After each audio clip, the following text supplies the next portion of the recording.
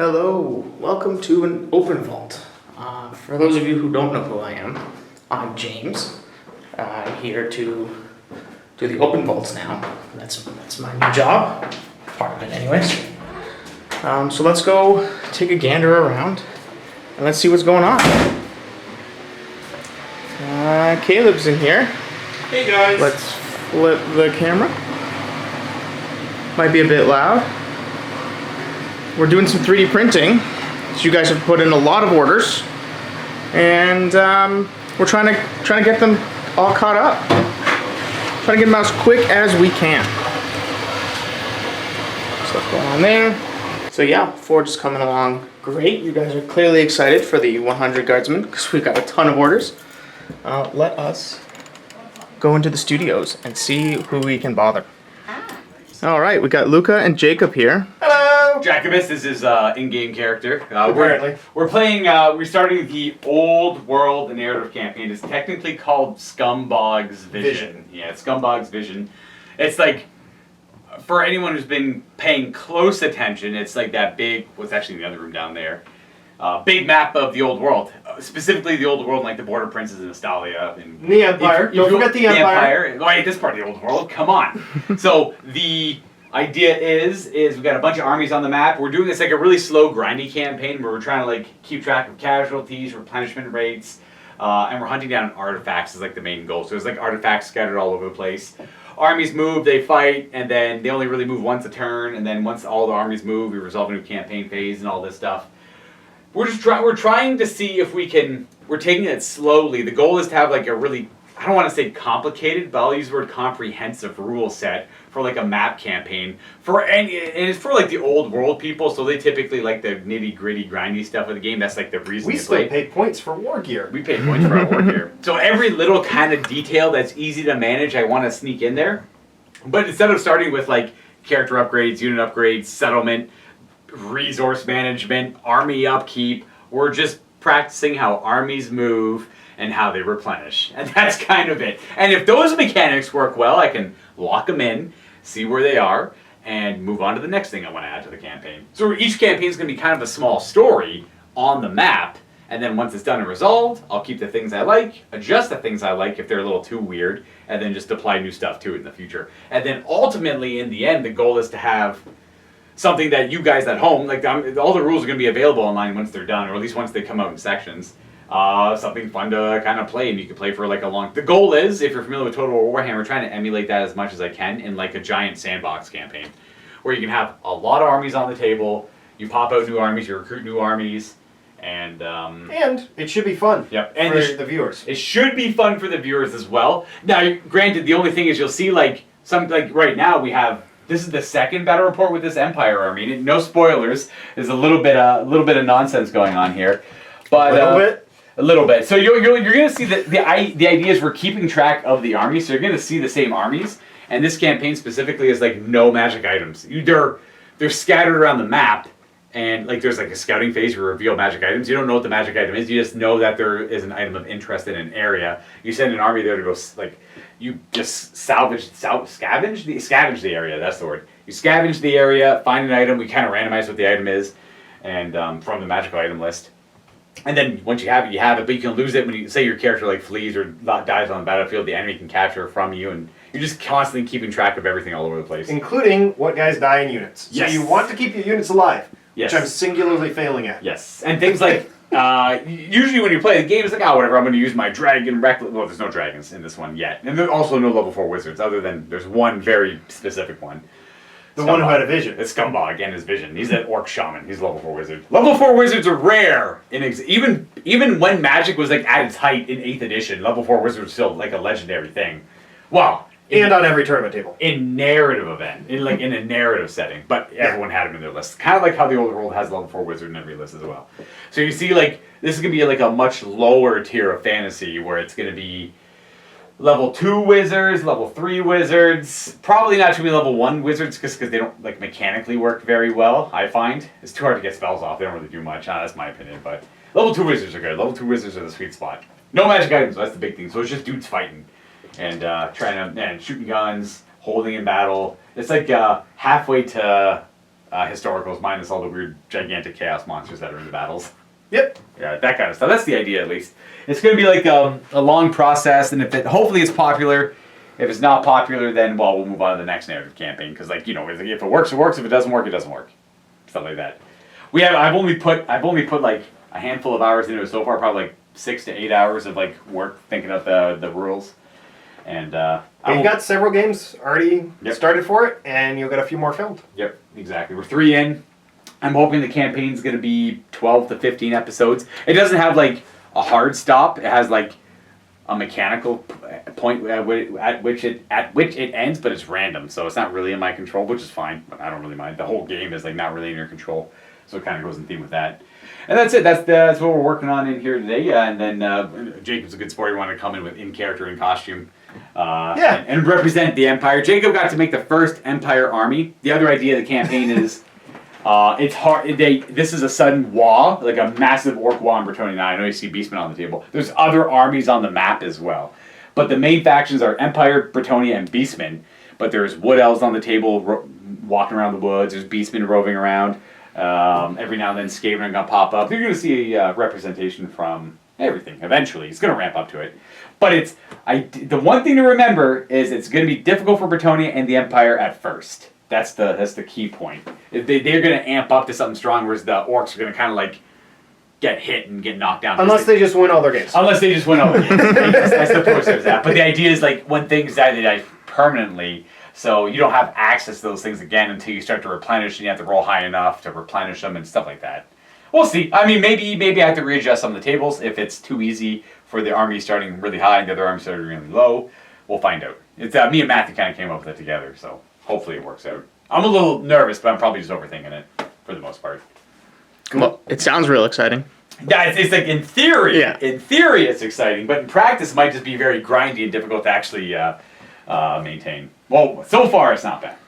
I just gotta go. I gotta hunt Steve down and Greg down and get their list, just so I know what those things got updated to. But then Steve said he made notes anyway, so it's fine. It's all good. You'll get it. We'll get there. We'll get there. Anyways, yeah, that's it for this one. Well, yeah, you guys can look forward to those battle reports coming soon. Yeah, just at first they're pretty standard battle reports, but once we start hunting down magic items and I don't know if you could call this standard. Okay, you're right. These are definitely more narrative-focused battle reports where we're not trying to really make. I was just saying fun stuff happens. Yeah, that's the important part. Correct. You're not going to see you don't expect your typical super strong lists in these games. You might see some aspects of strong lists in the fact that of units that are good. Dice rolls. Or You'll see lots of dice rolls. You're going to see a lot of die rolls too. Dice rolls. We're going to get back to it, and we're going to let you get back to your open vault and. Alrighty, guys, thank you. Yeah, no problem. Have fun. Yeah, of course. Alright, just for some context for what Luca was saying there, this is our map of the old world. It's all Hexen Hills. I'm sure you guys have seen this a million times now, but we'll go over it again for anyone who hasn't. All of these little hexes, we printed them out in resin. These are 50% scale. And then we had Adam come in, and he built the map on the whiteboard, and he painted everything, glued it all down. And now we've got these tokens to represent the armies. So there's some beastmen there. Bretonia's up there. Looks like they got some magic item stuff going on. Empire, some elves and some orcs. So yeah, this is the start of our old world campaign. So I think we've talked about it a few times now, but we've been doing a little bit of renovating's not the right word, rearranging. And our gaming hall has kind of moved down here. Well, it's gone now, and we have some gaming tables set up for guests to come and play. And upstairs has changed quite a bit. Okay, so what was once the employee lounge has now become sort of Dave's filming studio. There's Josh. Say hi, Yes. Josh. Hi, Josh. And there's Ted. Hey. Hello. So this is now this Ted's area, and this is where Dave films. Yep. Dave's old office. It's now being turned into Proper shrine of chaos. And we've got a storage area now. Josh's old office. That's now a storage area. That was Matt's old office. It was Matt's old office, yeah, for sure. It's now a storage area with a desk. So you can Maybe for signing equipment in and out. No, that won't This last. is never gonna happen. Nobody's gonna Last do it. second day. It won't get off the ground. No, the logbook will just be covered in dust. Yeah. Yeah, so as Dave's been away doing some filming with Play On. Yep. Yeah, he's at Play On. Yep. Ted's been working hard to kind of work on this space back here. Yeah, and trying get to this set up. Yeah, trying to turn it into not just a production studio, but like I said, some storage space, a proper shrine for all the amazing models that Dave's collected over the years, and to make sure that we can hit the ground running, get some good content out. And more importantly, I've been supervising Ted doing it, which is arguably much harder work than actually all the physical labor itself. Yeah, because I don't really talk that much. I just start doing things, and we go from there. Yeah. Okay, so this is James's first open. So what's the theme of this open vault? The theme of this open vault is confusion. Is confusion? Yeah. Just a general. It's a start for me, so it's a start for everyone else too. Now we're going over all the things that are changing here and all the new stuff. No, that's cool. Yeah, I mean, it doesn't get much beyond. I gave James the camera and said, "This is your job now," because none of the rest of us are going to do it. Yeah. Because we've tried over the years and everybody gets busy. Yeah. And it's not that James isn't busy; he's just impressionable enough. I can tell him to do stuff still, so that works. But yeah, I don't know. You got other cool stuff to show off back here, Ted?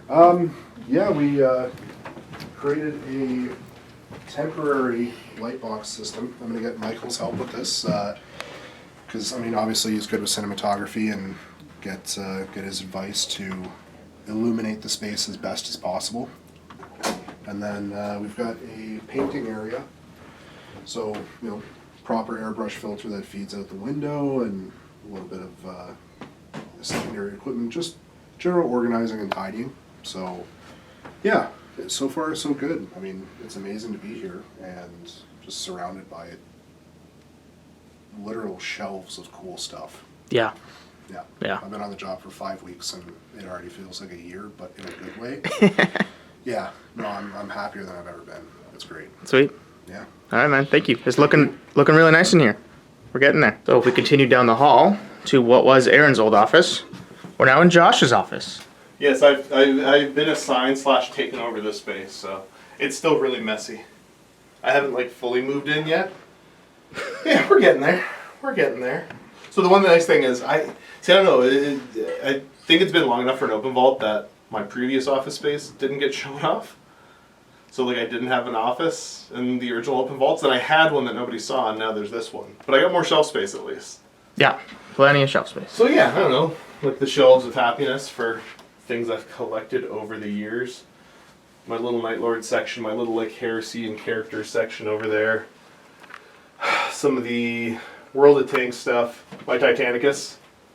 The super cool converted Big Space Marine that Stormbolter sent me a while ago.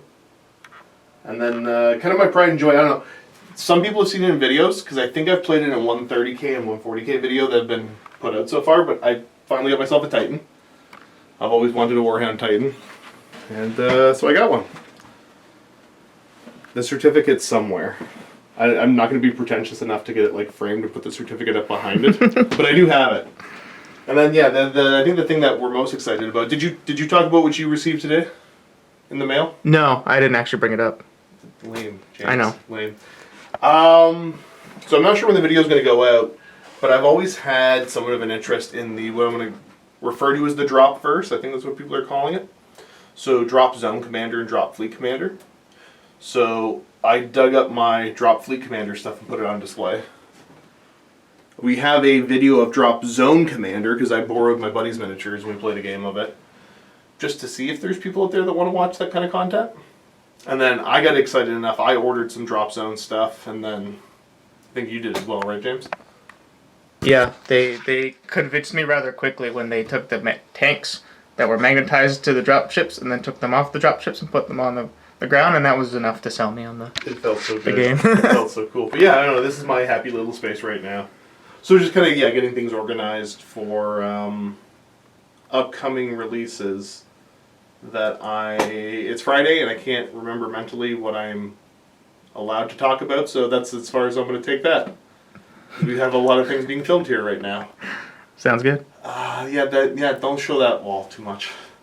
But yeah, I don't know, this is my space now. As part of the tour. Alrighty. Thanks, Josh. Thank you. Just down the hall from Josh's office is Matt's office and our server room. The server room. Woo! You doing an open vault? Yes. All right. I guess you want to know what I'm doing. So I gotta turn off playing Fallout or some whatever. No, we've been quite busy actually. I'm prepping for a campaign. The last 100, which is basically the concept is you have 100 guardsmen, and so this is 100 guardsmen down to like number of bodies and everything. The Bulgarian County, there's 5 of them, and Steve's gonna be the Astra Militarum commander, and I've created a set of rules. It's kind of like a roguelike, procedurally generated campaign. So, and I'm playing a demon player, so essentially he's stranded on this demon world and he's trying to get off. And he might not. It's not like other narrative campaigns where, you know, the story gets told out. Like, this might only be 2 or 3 missions long, and he dies. And then we do it again, and we do it again, and we do it again. Assuming people want to see it. So we actually opened up the ability for people to name, I don't have the names on them yet, to name each one of them. And I just said make a purchase on the Forge, forward the receipt to Matthew at MiniWarGaming.com, and then we'll get your name on one of them. And we've actually, like, as of right now, which is Friday, 2 o'clock, I think we've already done like 85 of them, which is crazy. So big support, which is really good because it helps to fund the actual campaign. So then what happens is Steve basically has to go through a series of games, and it's randomly generated with the mission, what secondaries are, what awful thing is happening. It randomly generates the enemies that he's up against. And the threat level goes up. The threat level basically represents what percentage of points I bring to his. So it starts at 50. So he's roughly 800 points. So the first game I'll bring like 400 points. You might think, well, that's not a threat. Every guardsman that dies stays dead. Whereas I have access to infinite demons. It's not like if he kills the demons, they don't come back. And so, like, if the threat level then goes up to 55, and then he's down to 600 points, well, then we'll do 55% of 600. And so the threat level always goes up. There are ways for him, if he gets lucky, to maybe lower it a little bit. But then there's another number called escape level, which is basically the percentage chance that he has of escaping. It starts at 0. So at the end of the first mission, there's no way. And then the escape level goes up based on how he completes his primary and secondaries. And at the end of every game, he rolls a percentile dice. So if it's like 15, then he's got a 15% chance. And if he gets off with even one guardsman, he wins. But if all the guardsmen dies, I win. And I'm actually writing the rules in such a way that you guys can play it at home too. So I'm actually trying to write it so that you can really play it as a PvP thing, where the demon master is not the game master. He's actually trying to kill these guys. So you just draw the objectives, you draw the mission, you deploy, and you randomize what army you have. And you could do it with Tyranids, you could do it with whatever you want. Just swap out the points values and you're good to go. But yeah, so I've been working on that, which has taken me most of yesterday and today, plus working with James on getting stuff ready for Age of Sigmar. So as you guys probably know, soon, at some undisclosed period in the future, there will be videos going out about the next Age of Sigmar edition. And so we've decided to make token packs. That's like all the tokens that you would need to play the game. Like right out of the box. Like if you buy that token pack, whether the STL or printed, it's everything you need. And also bases, we actually, and turn this into a promotional thing, right?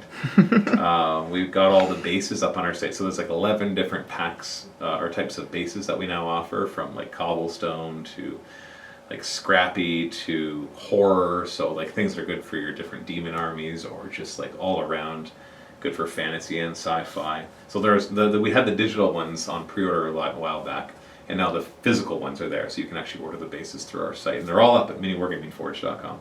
But we created specific base sets to rebase the Skaven and the Stormcast Eternals that come in the new Skaven type box. So you can buy that pack, and we'll print it for you, and it's exactly what you need to rebase your models if you want to not just have the bases that they gave you. So we're pretty excited about that. So that's actually already up on the site. Or at least by the time this video goes up, I think it'll all be done. It should be, yeah. But anyways, so I got that narrative campaign. We're working on the Age of Sigmar stuff. I've been working on Ravaged rules. We're getting really close to the rulebook being ready to be put together. So big thank you to everybody who's helping playtest that. And I don't know, anything else is just kind of boring to talk about. So getting ready to play some Infinity So we got terrain here, all their cardboard terrain, which is really cool stuff. So that'll be in a month or two.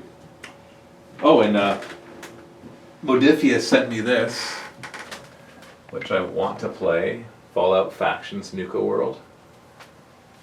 It's basically like, it was actually made the guy that wrote the rules. He's the one, James. He's the one, not you, James. The other James. I don't remember his last name. Hewitt, I think. It's on the rule book somewhere. But he's the one that wrote the Necromunda rules, the latest ones, and which are really good now that they're all out. And he wrote the rules for this too. Cool. So I want to try it. I don't know if I'll have time to actually make battle reports for it, but I wish that we did have that time, or that companies will maybe send us some money so that we can afford to do it. That would be good too. So, All right. I've already been talking to people over there. I've talked long enough. We've extended the version of this, so that's all I got for you, James. All right. Thanks, Matt. All right. Let's try and wrap up real quick. The gaming halls, well, the X gaming hall is in a bit of a disarray as we're cleaning up, but the Forge has, I'm sure we've gone over this before, but we'll go over it again. The Forge has moved upstairs. So we've annexed a corner of the gaming hall, and it's now the Forge. So Jeremy and Caleb work over here, packing orders, 3D printing downstairs, packing orders here, so they can go out. We've got some terrain there. I don't know if I can show you that. There's my desk. It's where I do all my extensive hard work. Yeah, I don't know. Okay. Well, I'm gonna say bye, and we'll do another open vault soon, hopefully. Thanks for watching. Bye.